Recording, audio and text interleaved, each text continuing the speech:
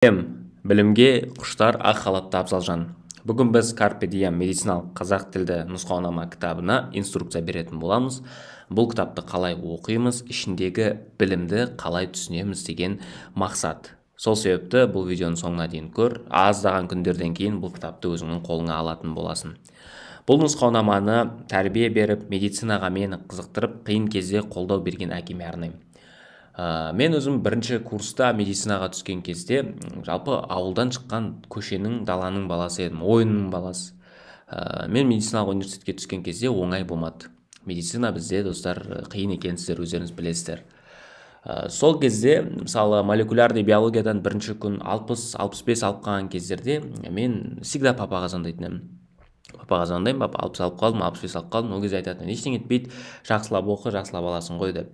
Одан кейін 80 алдым, 75 алдым, 85 алдым деп айтатын едім. И группаңдағы балалар қалай деп сұрайды.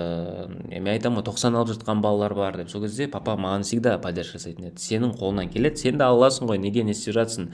Жақсылап оқи бер, қиналма деп всегда маған қол ұшын созатын еді қиын кездерде. Экзамендер кезінде үйге барсам, қуанышты мазаламаңдар, өзі бір бөлмеде отырсын, медицина деген оңай емес, басына өткен ғой, түсінеді. Ол заманда да, қазір заманда да бірдей ғой оқу, оңай болып или қиындап кетпеді. Түсінетін еді. Жаңағыдай всегда өзінің ақыл кеңесін беретін еді. И соңғы жылдары мен осы инстаграммен танымал болып бастадым. Қанша студенттерге экзаменге дайындадық, грантқа түсуіне көмектестік, білім беріп. Летаға қалайын деп тұрған кездерінде летаға қалдырмай балаларды, летаға қалып қойған балаларға жаз бойы мотивация беріп, универден шығып кетейін деп тұрған балалар қазір уже врач-интерн болды, көп еңбектендік. Қаншама фельдшерлерге өзіміздің білгенімізді үйреттік. Сол жылдары мені көріп, әкем осындай давай бір кітап жазайықшы дегендей ой айтқан болатын. Бұл сөздер, алғы сөз әкемнің жазылған сөздері. Сәлем, ақ халатты Абзалжан. Мен 30 жылдан асқан тәжірибелі дәрігер Айтеков доктор Байдәулетбайұлы. Бұл нұсқаунаманы мен өзімнің тәжірибемнен, негізгі жинаған конспекттерімнен құрастырдым. Нұсқаунаманы біз ұлым дәрігер Қуанышбекпен бірге жаздық. Бұл нұсқаунама саған медицинада қиын кездерде жаныңнан табылатын көмекші құрал болатынына сенімдімін. Қиын кездерде не үшін жаныңнан табылады деп тұр. Себебі бұл кітаптың ішінде өте көп аурулар, өте көп жаңағы рентген, алғашқы көмектер бар. Мысалы, Вольф-Паркинсон-Уайт синдромы деп естіп қалсаң, сен оны білмейсің ғой. Осы кітапты ашасың, бұл кітапта жиі кездесетін аурулар жазылған, осы кітаптан оқып ала қоясың. И мына жерде негізгі момент бар. Нұсқаунаманың ішіндегі біліммен медицина аяқталмайды дейді. Мысалы, Вольф-Паркинсон-Уайтқа бір ғана парақ ақпарат берілген, қысқаша конспект ретінде. Бірақ Вольф-Паркинсон-Уайтқа бір кітап жазуға болады. Бір кітап. Бұл немен аяқталмайды дейді медицина. Менің 30 жылдан асқан еңбегім дейді медицина мұхитында бір тамшы ғана су болары анық дейді. 30 жылдан асқан еңбегін 35 жылға жуық бір тамшы суға теңеп тұр, медицина мұхитында. Себебі медицина күн сайын дамып жатыр. Біз күн сайын дамымасақ, біз ештеңесін түсінбей қалатынымызды осы жерде айтып тұр. Бұл ақпараттар саған одан әрі ізденіп дейді. Неге одан әрі ізден дейді? Себебі бұл жерде бір түсіндің, мысалы гипертиреоз не екенін бұл жерде түсіндің, түсінгеннен кейін сенің мотивацияң артады. Себебі адам бір нәрсені түсінсе, мотивациясы артады. Одан кейін сен ары қарай ізденесің дейді. Түсінесің, мотивацияң артады, одан ізденесің дейді. Солай сен медицина қуанышты болады деп тұр. Бұл кітапты достар оқыған кезде оқылмай қалмасын. Себебі үлкен еңбек жатыр. Мына жерде өзінің жаңағы коллективінен несі жазылған, коллективінің әкемізге арналған жаңа соңғы сөзі, бұнда оқымасақ болады орыс тілінде. Мына мазмұнына келеміз. Анатомия, патофизиология, аурулар, анатомия, физиологиямен байланысты. Одан кейін ауруларға в основном акцент берілген. Одан кейін зертханалық зерттеулер, аспаптық зерттеулер, фармакология, алғашқы көмек, акушерство және гинекология, одан кейін хирургия, педиатрия. Менің әкемнің общий тетраді бар еді, ол жерге осылай бұрынғы анатомиядан бастап жазылған. Қысқа мәліметтер, неге бұны жазасың десем, ол айтатын еді, негізгі керектілері ғой бұл деп ше, ұмытып қалмауым үшін деп. Одан кейін мысалы хирургияның ішінде де осы острый живот синдромы, холецистит, аппендицит қалай анықтаймыз деген сияқтыларды жедел жәрдеммен байланыстырып жазған ғой. Енді экстренный маман ғой, өзі сондай сала маманы, сол өзінің конспекттерінен тұратын еді. Кез келген врачтың өзінің конспекті болу керек дейтін еді, медиктің. Бірақ біз көбіміз достар ерінеміз, конспектіміз жоғалып қалып жатады. Сол себепті мынандай кітаптар, нұсқаунамалар бізге сол бұрынғы заманның конспектінің рөлін атқарады. Бұл өмір бойы сенің жанында болатынына сенемін. Міне анатомияны асықпай оқимыз. Тыныс алу жолдарынан бастап, міне кеңірдек, басты бронхтар, міне өкпе инаны жаттайтын жерлер, кәдімгі жаттайтын жерлер, ина жерде айтылған, қалай қанданады, қалай нервтенеді, одан кейін нерв жүйесі, құрылымдары белгіленген, пирамидалық жол не үшін керек, қысқа ақпараттар берілген. Ми жұлын сұйықтығы, 12 жұп бас ми нерві, одан кейін ас қорыту жүйесі наглядный, былай қарасақ біз бәрін түсінеміз, жақындатып қарасақ қандай веналар кеткен, қандай артериялар келіп тұр, оның барлығын біз көруімізге мүмкіндігіміз бар. Тіл бұлшықеттері көлденең жолақты, тілдің құрылысын алдынан жаңағы бүйір қабырғасынан қарап, қаңқалық бұлшықеттерін барлығын оның негізгі моменттер. Неге тілдің астын көрсетіп тұр, себебі бұл жерге дәрілер саласын деп ертең түсіндіру мақсатында. Мына ас қорыту жүйесі одан әрі жалғасады. Ас қорыту жүйесі, одан кейін міне қараңыздаршы, өте әдемі жазылған жүрек. Міне кіші қан айналым шеңбері, өкпе капиллярлары мен альвеолардың арасындағы газ алмасуы. Оң жақ қарыншадан өкпе сабауына, ол ары қарай өкпенің ішіндегі артерияларға, капиллярлық тор, өкпе капиллярлары мен альвеол арасында газ алмасады, яғни көміршіл газы сыртқа шығады, оттегі ішке кіреді. Өкпелік вена, сол жақ жүрекше. Міне ары қарай уже сол жақ жүрекшеден кейін үлкен қан айналым басылады. Сол жақ қарынша, қолқа, мүшелер мен тіндер, одан кейін венозды қан, жоғары және қуыс вена, оң жақ жүрекше. Міне қан айналым шеңберін осылай әдемі схемамен түсіндірілген. Бұны біз жаттап алсақ, барлығы түсінікті болады. Міне жүректің қақпақшалары, трикуспидальды, митральды, өткізгіштік жолдары, мынаның барлығы бізге ертең ЭКГ-ны үйренгенде керек болады. Міне несеп, жыныс аппараты, эндокриндік жүйе, әр бездерге мысалы гормондары берілген, міне сантиметрі, қандай құрылымдар, альфадан, беттадан не бөлінеді, бүйрек үсті безі, жыныс бездері, одан кейін остеологияға акцент берілген. Міне остеология, бас, сүйектер, бұлай бір қарап өзіміздің жанымызда жүреді. Автобуста отырған кезде де кітапты ашып қойып, мынаны жаттай береміз. Одан кейін экзамен кезде біз вообще қиналмаймыз. Басты берген кезде міне вертебра cervicalis, вертебра thoracica, вертебра lumbalis, os sacrum, os coccygeus. Құрылымдары, ерекшеліктерін мына жерге берілген. Мысалы, мойын омыртқаларында көлденең тесіктері бар. Одан кейін бізде кеуде омыртқаларында қабырғалар бекитін батырмалары бар өзінің. Ovea costalis. Одан кейін вертебра lumbalis бар. Бұл қалғандарынан қарағанда бел үлкен құрылымы. Одан кейін мына жерде бізде 8 көз құрылымдары бар. Ерекшеліктерін осылай наглядный көрсетілген.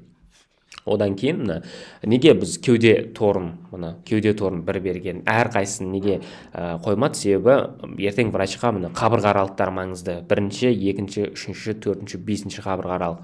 Мына жерде бізде емізікше бар, мына жерде бұғана, оның ортаңғы сызығы. Бұғана ортаңғы, қолтық алды, қолтық ортаңғы, қолтық артқы сызық деп бөлінеді. Мынаны қолға ұстап отырған кезде кітапты жаттай береміз. Инцизура югулярис, инцизура клавикулярис. Просто қарамаймыз мына жерге, міне инцизура клавикулярис дейміз, жақындап, значит мына жерге бұғана барып бекиді екен ғой деп бір-бірімен байланыстырамыз.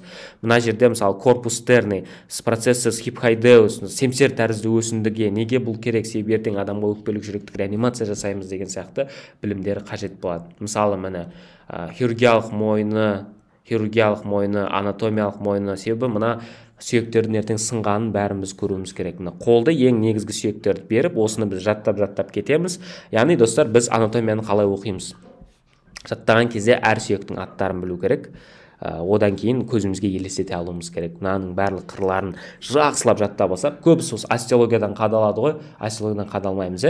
Ол бір күнде ол мүмкін емес. Бір күнде, қарашы сен бір күнде мына сүйекті жаттасаң да, үлкен әңгіме ше. Ертең сен мынаны жаттайсың, одан кейін мына бөлігін жаттайсың, одан кейін мынау бізде жамбас сүйегін жаттайсың, мықынды, шонданайды, қасаған жаттайсың да тұрақтылықпен оқисың, асықпай. Одан кейін ары қарай подфизде өтіп жүрген болсаң, подфизге өтесің. Бұл жерде де ауру, этиология, сусыздану, ісіну, гипергликемия барлығы бар. Мен бүгін қысқаша шолу жасап жатырмын ғой, бірақ біз мына сабақтардың әрқайсысын бөлек өтеміз. Енді анатомиядан кеңестер қандай? Бірінші курста анатомия несімен қиын? Анатомия мынандай заттарымен қиын, міне.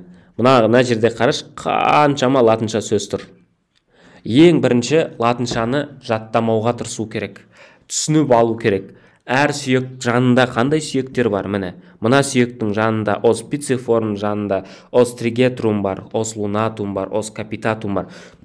Бәрін бір-бірімен байланыстыруымыз керек. Мысалы, міне, кеуде торы алдынан не құрайды? Алдынан міне бұғана бар, төс бар, одан кейін қабырғалар бар, артынан жаурым бар деп дұрыстап түсінуіміз керек. Бас сүйегі, мынау өте маңызды, мынау бет сүйегі бір-бірімен. Ең маңыздысы, мысалы, мынау самай сынамен байланысады, сына маңдаймен байланысты тұр, және төбемен, шеке сүйегімен байланысты тұр. Ос зигоматикус немен байланысты тұр, бізде ос фронталиспен байланысты тұр, және де сына тәрізді сүйекпен, және де ос максиллямен байланысты тұр деп, әр сүйекті бір-бірімен байламайтын болсақ, бізде пайдасы болмайды ешқандай. Хорошо?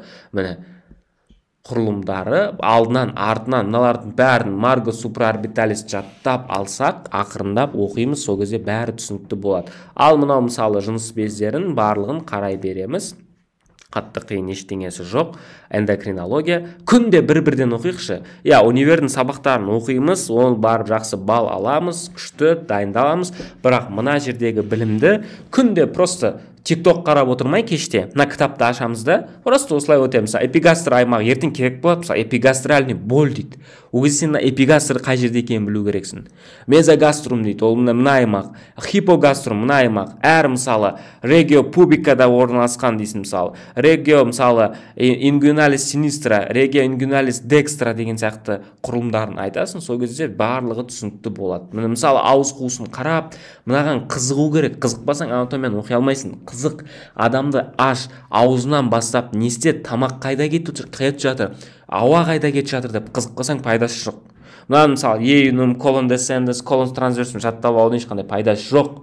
Негізі мәнін түсіну керек. Яғни біз саннан сапаға өтуіміз керек. Біздің Бауыржан Шәкенұлы ұстазымыз айтатын еді, саннан сапаға өтеміз деп. Ол не?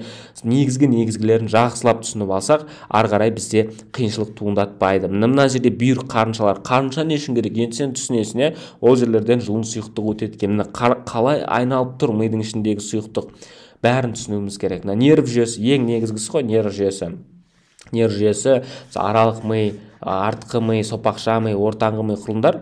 Хотя бы мына нұсқаунаманың ішіндегісін білсең, жатқа, мысалы, өкпе десе, мынаны айтып бере алсаң, хотя бы мынаны түсінсең, бұл саған минимум болады да, ары қарай сен до конца өзің оқи бересің. Ары қарай сен іздене бер. Радикс пульмонализ, хилиум пульмонализ, ішін қара, тексер, гистологиясын оқы. Но сен негізгі мына көзіңді жұмған кезде өкпені осылай елестете алу керексің.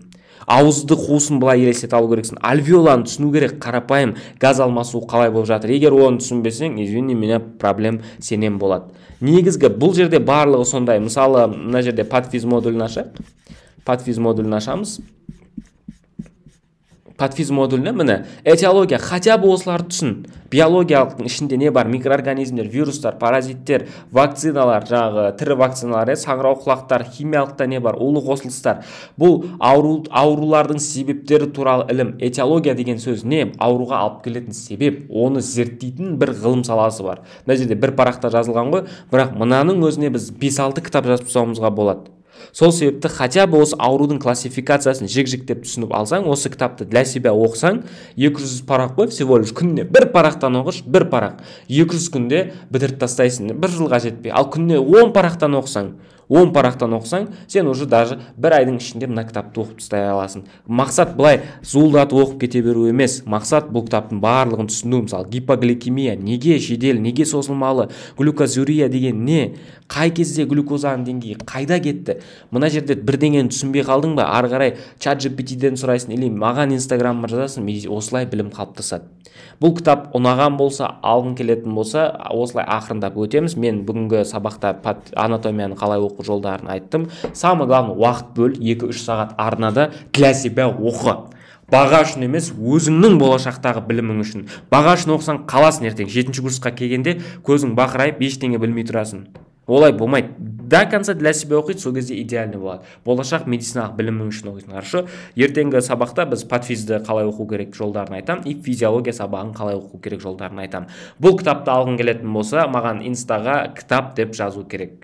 Неге? Жекеге. Бір апта бойы осылай үйретем, әр сабақты қалай оқу керек екенін. Бір аптадан кейін бұл кітаптың толық нұсқасы берілетін болады. Назарыңа көп рахмет.